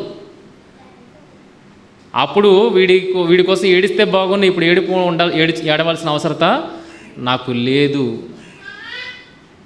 అన్న ఈ సంగతి మీకు బాగా అర్థమైతే, ఈ లాజరు కానీ లాజర్ లాంటి వాళ్ళు కానీ నెమ్మది పొందే స్థలానికి వెళ్ళిపోయిన వారు భూమి మీద ఉన్నప్పుడే ఎవరి బాగు కోసం ఏడ్చారు? ఎవరి బాగు కోసం? నిన్ను ప్రేమిస్తూ నీ బాగు కోసం వాళ్ళు ఏడ్చారు, కన్నీరు కార్చారు, దుఃఖపడ్డారు. ఎప్పుడు రైట్ చెప్పండి? ఎగ్జామ్కు ముందు దుఃఖపడ్డం రైటా, ఎగ్జామ్ తర్వాత దుఃఖపడడం రైటా? రైట్ కదా? లాజరు బ్రతుకున్నప్పుడు అదే చేశారు కదా. బ్రతుకున్నప్పుడల్లా వాళ్ళ మారు మనస్సు కొరకు, వాళ్ళు చెడిపోతున్నారు అన్నప్పుడు వాళ్ళ మీదే ఎక్కువ దృష్టి ఉంచి వాళ్ళ మారు మనస్సు కోసం లాజరు కానీ లాజర్ లాంటి వాళ్ళు కానీ ఏడ్చి మొర్ర పెట్టుకున్నారు, పెట్టుకున్నారు. ఇందాక రిఫరెన్స్ అదే చదివిస్తున్నాను, ఇర్మియా గ్రంథం 22:10 ఏముంది? ఎవరి కోసం బాధపడమంటున్నాడు? ఎవరి కోసం బాధపడమంటున్నాడు? చనిపోయిన వారి కోసం ఏడవద్దు. చనిపోయిన తర్వాత నువ్వేం చేయలేవు, లేకపోతే నువ్వు చనిపోయిన తర్వాత నువ్వు ఏమీ చేయలేవు. వాని గురించి అంగలార్చవద్దు. నువ్వు చనిపోకముందు, వాడు చనిపోకముందు ఏదైనా చేస్తే అప్పుడే చెయ్యి. వెళ్ళిపోచున్న వారిని గూర్చి బహురోదన చేయడి, వాడికను తిరిగి రాడు. ఎవరి కోసం రోదన చేస్తున్నారండి? మారు మనస్సు లేని వాని కోసం వాడిని ప్రేమించి వారు బ్రతుకున్న దినములలోనే, వాడు బ్రతుకున్నప్పుడు వీడు బ్రతుకున్నప్పుడు వారి దినములలోనే ఏం చేస్తున్నారు? వాడి బాగు కోసం రోదనం చేస్తున్నారు. ప్రేమ వల్ల రోదనము చేస్తున్నారు. అందుకే ఈ శ్రమలు చూడండి. ఇక్కడ దశలోనికి రాసిన పత్రిక 2వ పత్రిక 1వ అధ్యాయము 3వ వచనం, ఎలానగా మీ విశ్వాసం బహుగా అభివృద్ధి పొందుచున్నది, మీ అందరిలో ప్రతి వాడును ఎదుటివాని ఎడల చూపు ప్రేమ విస్తరించుచున్నది. ఎదుటివాని ఎడల చూపు ప్రేమ విస్తరించుచున్నది. ఆ ప్రేమను చూపే విషయంలో మీరు ఏమేమి పొందుతున్నారంట? మీ హింసలన్నింటిలోనూ, మీరు సహించుచున్న శ్రమలలోనూ మీ ఓర్పును విశ్వాసమును చూచి. ఎదుటివాని ప్రేమించే విషయంలో ఏం పడుతున్నారు వీళ్ళు? ఏం పడుతున్నారు? శ్రమలు పడుతున్నారు, హింసలు అనుభవిస్తున్నారు, ఏంటి? సహించుచున్నారు. అంటే భూమి మీద ఉన్నప్పుడే వీళ్ళు ఎదుటి వ్యక్తుల్ని ప్రేమిస్తూ వాళ్ళ మార్పు కొరకు ఎంతగా గీపెట్టుకున్నారో ఆలోచించండి. కనబడుతుంది. ఈ పరిస్థితిని బట్టి ఏం కనబడుతుంది? వాళ్ళు బ్రతుకున్నప్పుడే, దేవుని యందు భయభక్తులు కలిగిన వారు ఈ భూమి మీద బ్రతుకున్నప్పుడే తోటి వాని మార్పు కోసం వాడిని ప్రేమించి ఎంతగా ఏడ్చి ఉంటారో, ప్రలాపించి ఉంటారో మనకు అర్థమవుతుంది. అవునా?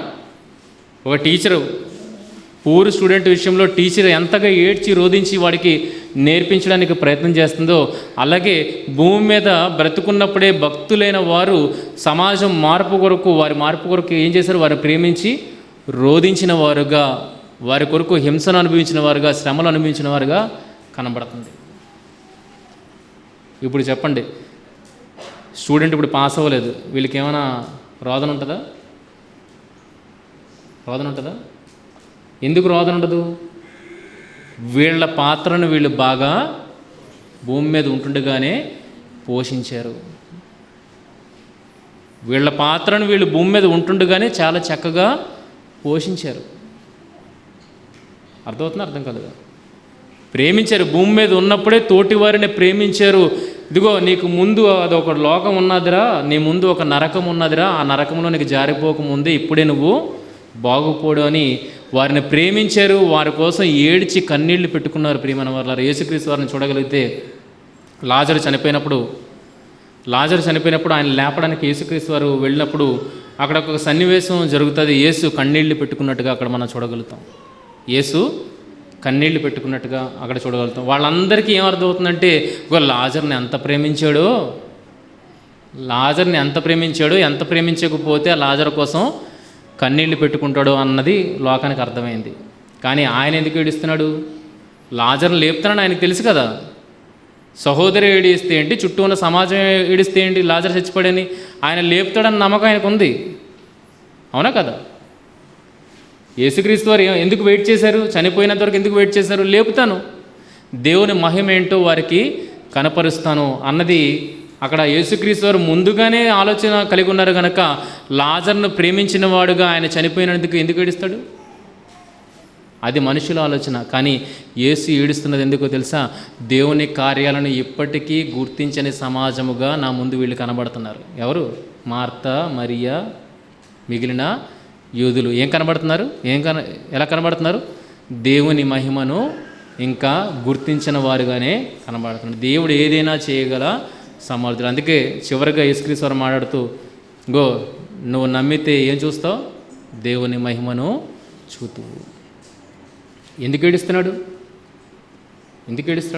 వాళ్ళ మార్పు కొరకు యేసుక్రీస్తు వారు అక్కడ ఏడుస్తున్నట్టుగా కనబడుతుంది. వాళ్ళ మార్పు కొరకు ఆయన భూమి మీద ఉంటుండగానే సమాజం యొక్క మార్పు కొరకు ఆయన కన్నీళ్లు పెట్టుకున్నట్టుగా కనబడుతుంది.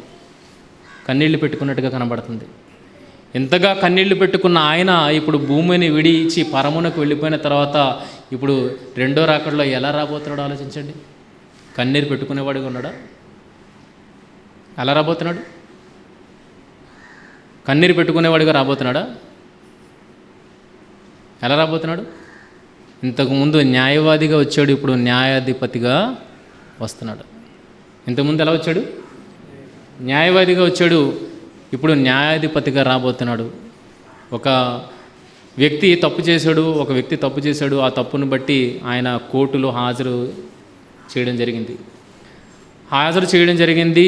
ఆ రోజు ఒక న్యాయవాదిని ఆయన పెట్టుకున్నాడు. ఆ న్యాయవాది ఆయన చేసింది తప్పు అయినా సర్లే జీవితంలో మార్పు చెందుతాడు అన్న ఆలోచనతో ఏం చేశాడంటే ఏదో ఒకటి చేసి ఆ వ్యక్తిని విడిపించడం జరిగింది. కోర్టు కూడా ఆ వ్యక్తి విషయంలో తీర్పు తీర్చడం జరిగింది.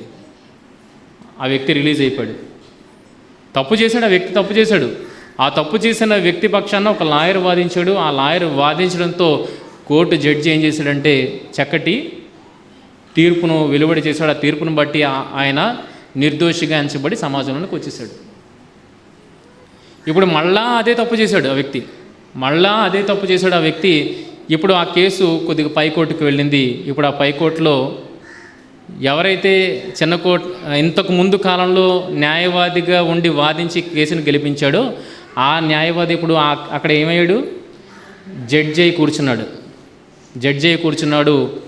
ఇప్పుడు ఈయన పక్షాన వేరే న్యాయవాది వాదిస్తున్నాడు.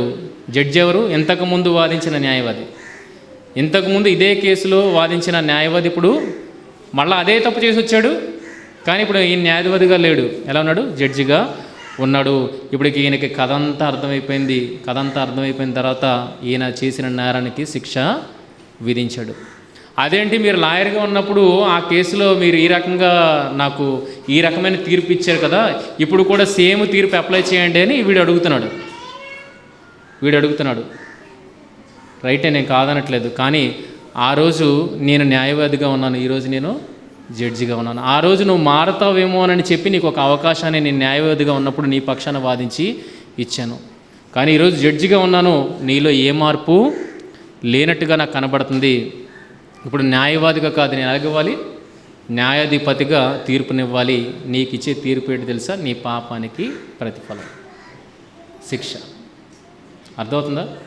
కనుక న్యాయవాదిగా ఉన్నప్పుడు, యేసు న్యాయవాదిగా ఉన్నప్పుడు, లేకపోతే మనం ఈ భూమి మీద ఉన్నప్పుడు వాళ్ళ మార్పు కొరకు ఎంతగానో ఏడ్చిన వాడుగా యేసు కనబడుతున్నాడు. ఈరోజు మనం కూడా అదే స్థితిలో ఉన్నాము ప్రియమైన వర్లారా. కనుక వాడి మార్పు కొరకు భూమి మీద ఉంటుండగానే మనం ఏడ్చాం. మన పని అయిపోయింది. ఇప్పుడు ఎవడి పని స్టార్ట్ అవ్వాలి? టీచర్ అయితే నేర్పించేసింది, వాడి కొరకు ఏడ్చి మొరపెట్టుకొని వాడికి ఏదో నేర్పించాల్సింది నేర్పించింది. ఇప్పుడు ఎగ్జామ్లో పాస్ అవ్వడం ఎవరి వంతు? టీచర్ వంతా? ఇప్పుడు ఎగ్జామ్లో పాస్ అవ్వడం అనేది ఆడి వంతు అన్నప్పుడు ఆడు పాస్ అవ్వలేదంటే ఇప్పుడు ఎవరు ఏడుస్తారు చెప్పండి? ఎవరు ఏడవాలి రూల్గా అయితే? టీచర్ ఏమైనా ఏడుస్తుందా? టీచర్ ఎప్పుడు ఏడుస్తా చెప్పండి? అయ్యో నేను వాడికి న్యాయం చేయలేకపోయానే, భూమి మీద ఉంటుండగానే నేను వాడి కొరకు రోధించలేకపోయానే అన్నవాడు ఏడుస్తాడు. ధనవంతుడు ఏడుస్తున్నట్టు. ఇప్పుడు అర్థమే వాళ్ళ క్యారెక్టర్. ధనవంతుడు భూమి మీద ఉన్నప్పుడు ఏ రోజు తన సహోదరుల కోసం కానీ, లాజరు కోసం కానీ, లాజరు చెప్తున్న మాటల కోసం కానీ పట్టించుకోలేదు. అంత ప్రేమ ఉన్నవాడు భూమి మీద ఉన్నప్పుడే పట్టించుకుంటాడు కదా. కానీ ఎప్పుడు బాధపడుతున్నాడు? విడిచిపెట్టి వెళ్ళిపోయిన తర్వాత బాధపడుతున్నాడు. ఎలాంటిదంటే, ఇగో టీచర్ ముందే చెప్పాలి, కానీ ఎగ్జామ్స్ అయిపోయిన తర్వాత బాధపడితే ఉపయోగం ఉంది. అలాగా ధనవంతుడు భూమి మీద ఉన్నప్పుడు అస్సలు పట్టించుకోలేదు. ఆ ప్రేమ విలువ కూడా లేనివాడుగా ప్రవర్తించాడు. అందుకే మొదట్లోనే ఎక్స్ప్లెయిన్ చేశాను. రొట్టెలు తీసుకుని వచ్చి దరిద్రుడికి ఇవ్వట్లేదు అక్కడ. అంటే దరిద్రుడైన లాజరును అసలు కనికరము చూపని స్థితిలో ఎవరున్నారు? ధనవంతుడు ఉన్నాడు. వాళ్ళ తమ్ముళ్ళ పరిస్థితిని చూసి ఎంకరేజ్ చేశాడే కానీ ఏ రోజు దాన్ని ఖండించిన వాడుగా, ఖండిస్తున్న లాజర్ని ఎంకరేజ్ చేసినట్టుగా ధనవంతుడు మనకి కనబడలేదు. తన సహోదరులతో ఏ రోజు ఏడవలేదు. కానీ లాజర్ అయితే వాళ్ళ కుటుంబం కోసం ఎప్పుడూ కన్నీళ్లుతో వారి మార్పు కొరకు ప్రార్థన చేసినట్టుగా అక్కడ మనం చూడగలుగుతాం. కనుక లాజరు బాధ్యత తీరిపోయింది. ప్రియమైన వారలారా, భూమి మీద ఉన్నప్పుడు తాను ఏమి చేయాలో, ఎదుటి వారిని ఆ మార్గంలోనికి తీసుకురావడానికి ఎలా ప్రయాసపడాలో అలాగా ఆయన ప్రయాసపడ్డాడు. కనుక ఇప్పుడు మళ్ళీ అక్కడికి వెళ్ళిన తర్వాత ఏముండదు లాజరు దగ్గర ఏముండదు? ఏడుపు, కన్నీళ్ళు ఇవేవి ఉండవు. కానీ ధనవంతుడు రోధిస్తాడంటే దాని అర్థం ఏంటి? దాని అర్థం ఏంటి? బ్రతుకున్న కాలంలో ఏ రోజు పట్టించుకొని వాడిగా ఉన్నాడు. గనుక ఇప్పుడు ధనవంతుడు ఎవరి నిమిత్తం రోధిస్తున్నాడు? సహోదరుల నిమిత్తం రోధిస్తున్నాడు. కనుక రైటా రాంగా? నెమ్మది పొందు స్థలంలో ఉన్నవాళ్ళు ఏడవకపోవడానికి, పాతాళంలో అగ్నిజ్వాలలో బాధపడుతున్నవాడు రోధించడానికి వెనక గల కారణాన్ని చూడగలిగితే, నెమ్మది గల స్థలంలో ఉన్నవాళ్ళు భూమి మీద ఉన్నప్పుడే మనుష్యుల నిమిత్తము రోదన చేశారు. ప్రియమైన వాళ్ళరా, యేసు తోటి సమాజాన్ని చూసి కన్నీళ్లు పెట్టుకున్నట్లుగానే లాజరు కూడా తన చుట్టూ చెడిపోతున్న ధనవంతుల కుటుంబాన్ని చూసి రోదన చేశాడు. కనుక నెమ్మది పొందే స్థలానికి వెళ్ళాడు. నెమ్మది పొందే స్థలానికి ఎవరు వెళ్తారు చెప్పండి? ఎవరు వెళ్తారు? ఎవరికి కావాలి నెమ్మది? ఆ స్థలానికి వెళ్ళడాన్ని బట్టి అర్థమైపోతుంది వాళ్ళు ఇంతకుముందు ఎక్కడున్నారు అనేది. వాళ్ళు ఇంతకుముందు దుఃఖంలో ఉన్నారు, శ్రమలో ఉన్నారు. ఎందుకు అవన్నీ? కోరిండి శ్రమ పడుతున్నారా? కోరిండి దుఃఖంలో ఉన్నారా? లేదు. ఎదుటి వ్యక్తిని ప్రేమించే విషయంలో వారు దుఃఖపడ్డారు, శ్రమపడ్డారు, ఏడ్చారు, వారిని వారు బాధకి గురి చేసుకున్నారు. ప్రియమైన వాళ్ళారు, అందుకు లాజరుకి నెమ్మది పొందే స్థలము దక్కింది. అక్కడ ఎందుకు ఏడుపుంటుంది? మరి ధనవంతుడికి ఏ ప్లేస్ దక్కింది? ధనవంతుడికి యాతన పడే ప్లేస్, రోధించే ప్లేస్. ఎందుకు రోధిస్తున్నాడు? అక్కడికి వెళ్ళి భూమి మీద ఉన్నప్పుడు ఏ రోజు తన చుట్టూ ఉన్నవారి కోసం రోధించలేదు కనుక. అర్థం కాలేదు. కనుక మనం భూమి మీద మనం రోధించే వారముగా ఉంటే, ఎదుటివారి మార్పు కొరకు మనం రోధించే వారముగా ఉంటే, మళ్ళీ ఏడవలసిన పని మనకి, అక్కడికి వెళ్ళిపోయిన తర్వాత కూడా ఏడాల్సిన పని మనకి లేదు. కానీ రోధించిన వారముగా, మనకెవరైనా మాటలు చెప్తే వాడిని హేళన చేసే వారముగా ఉన్నాము అనుకోండి, మనకి రోధించే అవసరము ధనవంతుడిలాగా ఏర్పడుతుంది. కనుక లాజరు ఆ ప్రాంతంలో ఉన్న వాళ్ళు ఖచ్చితంగా రైట్ చేస్తున్నారు. ప్రియమైన వాళ్ళరా, ఎందుకు రైట్ అంటున్నానంటే, భూమి మీద వాళ్ళు ఉన్నప్పుడు వాళ్ళు తమను తాము ఆయాసపరుచుకున్నారు. ఎదుటివాని మార్పు కొరకు తమను తామును భూమి మీద ఉన్నప్పుడే ఆయాసపరుచుకున్నారు. ఎందుకంటే ఆ వ్యక్తి చనిపోయినా ఏం చేయలేడు, నేను ఈ భూమిని వదిలిపెట్టేసినా ఏమీ చేయలేని పరిస్థితి. కనుక మనం బ్రతుకున్నప్పుడే, వాడు బ్రతుకున్నప్పుడే మనం ఏదైనా చేయవచ్చు. వాడి మార్పు కొరకు రోదనం ఇప్పుడే చేయగలుగుతాం. ఇలా రోధించిన వాడు మళ్ళీ పైకి వెళ్ళిన తర్వాత రోధించాల్సిన అవసరత లేదు. ఎందుకంటే బ్రతుకుంటుండగానే వాడి మార్పు కొరకు నువ్వు రోధించావు గనక, నువ్వు శ్రద్ధ తీసుకున్నావు గనక. అంటే భక్తుల జీవితాలను చూడగలిగితే వారు ఉన్న సమాజాన్ని మార్పు చెందించడానికి ఎంతగా వారిని వేడుకున్నారో, బ్రతిమలాడుకున్నారో, రోధించారో, కన్నీళ్ళు పెట్టుకున్నారో అన్న విషయం మనకు తెలుసు. ప్రవక్తలు మొదలుకొని భక్తులందరినీ చూడండి, వారు బ్రతుకున్నప్పుడు వారి చుట్టూ ఉన్న సమాజం కొరకు ఎంతగా రోదన చేశారో అని చూడగలిగితే, ఇప్పుడు వాళ్ళు ఎక్కడ ఉన్నారు? నెమ్మది పొందే స్థలంలో ఉన్నారు. వాళ్ళు మళ్ళీ రోధించాల్సిన అవసరత లేదు. ఏ టీచర్ రోధిస్తుంది? బాగా బోధ చేయని టీచరే రోధిస్తుంది. చేసిందైతే రోధించాల్సిన అవసరం లేదు. కాన్ఫిడెన్స్తో ఉంటుంది. ఏమని? ఇదిగో నా వాడు వస్తాడు, పాస్ అవుతాడు అన్న కాన్ఫిడెన్స్ ఉంటుంది. కనుక వెళ్ళిపోయిన వారు నెమ్మది పొందే స్థలంలో ఎందుకు రోధించట్లేదంటే వాళ్ళు భూమి మీద ఉన్నప్పుడే వాళ్ళ మార్పు కొరకు రోధించారు. మళ్ళీ వెళ్ళి రోధించాల్సిన అవసరత లేదు. ధనవంతుడు ఏ రోజు అది పట్టనివాడుగా ఉన్నాడు గనక వాళ్ళ తప్పులో సహోదరులను ఎంకరేజ్ చేసేవాడుగా ఉన్నాడు. ఎవరిని తగ్గించేవాడుగా ఉన్నాడు? లాజరు మాటలను తగ్గించేవాడుగా ఉన్నాడు కనుకనే ఇప్పుడు అక్కడికి వెళ్ళి ఏం చేస్తున్నాడు? రోధిస్తున్నాడు. లాజర్ని పంపించమని చెప్తున్నాడు. లాజర్ని పంపించమని చెప్తున్నాడు. కనుక ధనవంతుడు ఏ పాత్రలో ఉండిపోయాడు అంటే లోకములో నటన అనే పాత్రలో ఉండిపోయి ఇంకా అదే నటనని అక్కడ పోషిస్తున్నాడు. వాస్తవ జీవితంలో ఎవరున్నారని చూడగలిగితే లాజర్ ఉన్నాడు. కనుక బ్రతుకున్నప్పుడు లాజర్ వాస్తవాన్ని ఎరిగాడు. మీరు జీవిస్తున్నది ఒక నటన జీవితం అని అప్పుడే హెచ్చరించాడు. కనుక వాస్తవ జీవితంలోనికి వెళ్ళాడు కనుక ఇక వారి కోసం పట్టించుకోవాల్సిన అవసరత లేదు. ప్రియమైన వల్ల లేదు. పరలోకమునకు యోగ్యులని అంచబడిన వారు భూమి మీద ఏం పడుతున్నారు? ఈ దశలోనికి రాసిన పత్రికను బట్టి వారు భూమి మీద ఉన్నప్పుడే తోటి సమాజాన్ని ప్రేమిస్తున్నారు. ఆ ప్రేమను వారికి అందించడానికి ఏం పడుతున్నారు? హింస పడుతున్నారు, శ్రమలు పడుతున్నారు, వాటిని ఓర్చుకుంటున్నారు. కనుక మళ్ళీ అక్కడికి వెళ్ళిపోయిన తర్వాత రోదన వారి జీవితాల్లో ఉండదు. వాళ్ళ పాత్రను వాళ్ళు పోషించేశారు. కానీ ఇంకా పాత్రలో ఉండిపోయింది ఎవరు అని చూడగలిగితే ధనవంతుడు ఇంకా తన పాత్రలోనే ఉండిపోయాడు. ఇంకా ఆ పాత్రలో నుండి నటన జీవితంలో నుండి వాస్తవమైన జీవితంలోనికి ఇంకా రాలేకపోతున్నాడు.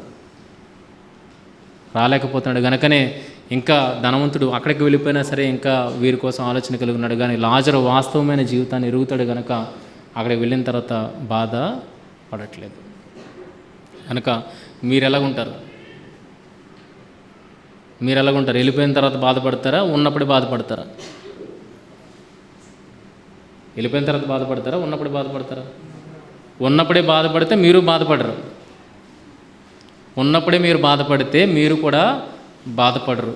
ఉన్నప్పుడు బాధపడలేదు అనుకోండి, వారితో పాటు మీరు కూడా బాధపడతారు.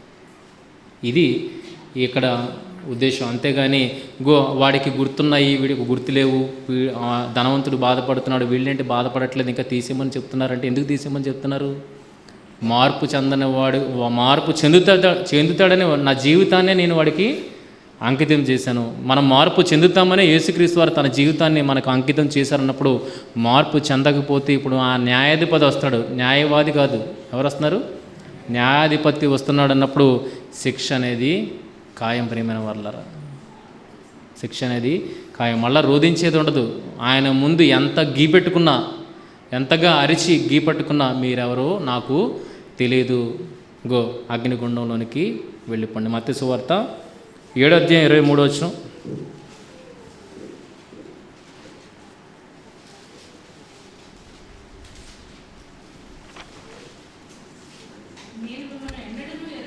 నేను మిమ్మల్ని ఎన్నడూను ఎరుగను, అక్రమం చేయువారలారా నా యొద్ద నుండి పొండని వారితో చెప్పను. చూడండి, కరుణ లేదు. ఏమున్నది? కరుణించము అని అడిగితే ఎరుగని వారిని కూడా కరుణించిన యేసు ఇప్పుడు నువ్వు నాకు తెలుసు బాబు అని అంటే ఆయన ఏమంటున్నాడు? ఆయన నేను ఎరుగను, నువ్వెంత ఏడ్చి గగ్గోలు పెట్టినా నిన్ను వినే ప్రసక్తిలో నేను లేను, ఇదిగో నన్ను విడిచి అక్కడికి పో అని యేసుక్రీస్తు వారు చెబుతున్నారంటే ఆయన భూమి మీదకి వచ్చినప్పుడు ఏం చేయాలో అదంతా చేశారు కనుక మళ్ళీ ఏడాల్సిన పని ఆయనకి లేదు. నువ్వే ఏడిస్తే ఎవరు ఏడాలి? మారు మనసు చెందని వారే ఆడాలి. కానీ ఆ మార్పు కొరకు బాధపడిన వారికి అన్నటికీ ఏడరు. ప్రియమైన వాళ్ళ, ఎందుకంటే వాళ్ళ పాత్రను వాళ్ళు కంప్లీట్ చేశారు. ధనవంతుడు తన పాత్రను ఇన్కంప్లీట్గా వదిలేశాడు కనుక అక్కడికి కూడా వెళ్ళి ఏం చేస్తున్నాడు? ఏడుస్తున్నాడు. కనుక అటువంటి వారంగా మనం ఉండకుండా ఉండాలని మిమ్మల్ని అందరినీ ఈ మాటల ద్వారా హెచ్చరిస్తూ, కనుక తోటి సమాజపు మార్పు కొరకు మరి ఏం పడతారో పడండి, బ్రతిమలాడుకుంటారో, వేడుకుంటారో, ఏడుస్తారో, కాళ్ళు పట్టుకుంటారో, ఏది పట్టుకుంటే పడండి, కానీ వాడు మారు మనసు పొందడానికి మీ ప్రయత్నం అంటూ ఈ భూమి మీద ఉండాలి. ఆ రకంగా కొంతమందినైనా దేవుళ్ళలోనికి నడిపించేవారుగా మీరు అందరూ ఉండాలని నేను ఆశపడుతూ నా మాటలు ముగిస్తున్నాను. ప్రార్థన చేసుకుందాం. మమ్మల్ని మిక్కిలిగా ప్రేమించి మా కన్న తండ్రి, లాజరు ధనవంతుడు అన్నది కేవలం కథ కానీ ఈరోజు సమాజం తీసుకుంది. కానీ దేవా దానిలో ఎంతో నిగూఢమైన తండ్రి వాస్తవాలు దాగి ఉన్న విషయము సమాజం అర్థం చేసుకోలేని స్థితిలో ఉన్న తండ్రి. దేవా లాజరు దుఃఖపడిన వాడుగా, అదే సమాజంలో నుండి వచ్చిన వాడుగా, దుఃఖపడిన వాడుగా ఈరోజు మాకు కనబడుతున్నాడు. ధనవంతుడైతే దుఃఖపడుతూ కేకలు వేస్తున్నట్లుగా, తన సహోదరుల నిమిత్తం, తన చుట్టూ ఉన్నవారి నిమిత్తం కేకలు వేస్తున్నట్టుగా కనబడుతుంది. దేవా అట్టి పరిస్థితి ఎందుకు తండ్రి వారు కలిగి ఉన్నారన్న విషయాన్ని మేము ఆలోచన చేస్తున్నాము తండ్రి. కనుక బ్రతుకున్న కాలమే వారికి కానీ మాకు కానీ తండ్రి దేవా మీ కొరకు బ్రతకడానికి తండ్రి వారిని ప్రేరేపించడానికి అవకాశం తండ్రి. అట్టి అవకాశాన్ని మేము చేజార్చుకోకుండా దేవా మిమ్మల్ని తెలుసుకున్న వారముగా సమాజాన్ని మీ వైపుకు తిప్పడానికి అవసరమైన ప్రతి మార్గాన్ని ఒక పౌలు గారు ఎంచుకున్నట్లుగా, ఒక యేసుక్రీస్తు వారు ఎంచుకున్నట్లుగా మేము కూడా ఎంచుకొని వారి మార్పు కొరకు ఈ భూమి మీదే మేము ప్రయత్నపడేలాగానే సహాయం తెచ్చండి. దేవా విశ్వాసులైన వారు ఎలా ఉండాలన్నది దశలోనికలో ఉన్నవారు మాదిరికరంగా ఉన్నారు తండ్రి. నిజంగా సహోదరుల పట్ల ప్రేమ చూపించడానికి తండ్రి ఎంతగానో తమను తాము హింసించుకుంటున్నారు తండ్రి, శ్రమల పాలవుతున్నారు తండ్రి. దేవా మరి అట్టువారు పరలోకమును పొందడానికి యోగ్యులన్న మాటని మీరు చెప్తున్నారు తండ్రి. దేవా యోగ్యత అనేది భూమి మీద శ్రమ పడిన వారికి, మేలు కొరకు హింస పొందిన వారికి అన్న విషయం మాకు అర్థమవుతుంది తండ్రి. మరి అటువంటి స్థితిలో మేము ఉండాలి అంటే ఉండడానికి ఇష్టపడుతున్నాం తండ్రి. మరి ఇష్టపడిన వారముగా తండ్రి ఈ భూమి మీద కష్టాన్ని ఆనందంతో స్వీకరించే స్థితిలో మేము ఉండినట్లు సహాయం తెచ్చండి. దేవా తోటి వారి మార్పు కొరకు నరకంలోనికి వెళ్ళిన తర్వాత బాధపడడం కాదు తండ్రి. భూమి మీద ఉన్నప్పుడే, మాకు అవకాశం ఉన్నప్పుడే తోటి వారి మార్పు కొరకు తండ్రి మేము రోధించి తండ్రి బతిమలాడుకొని వేడుకొని తండ్రి వారందరినీ మీ పక్కకు తిప్పే తండ్రి ఆ పనిలో మేమందరం ఉండినట్లు సహాయం తెచ్చామని, ఆ ప్రకారము ప్రేమను తోటి సహోదరుల పట్ల ప్రేమను చూపించే స్థితిని మేము కలిగి ఉన్నట్లు సహాయం తెచ్చామని మిమ్మల్ని ప్రార్థిస్తూ ఆ రకంగా నన్నును మీ పిల్లలను తండ్రి బలపరచమని మిమ్మల్ని ప్రార్థిస్తూ ప్రాధేయపడుతూ యేసుక్రీస్తు వారి అతి శ్రేష్టమైన పవిత్రమైన నామములో ప్రార్థన మనవులు అడిగి వేడుకుంటున్నాం మా తండ్రి. ఆమేన్.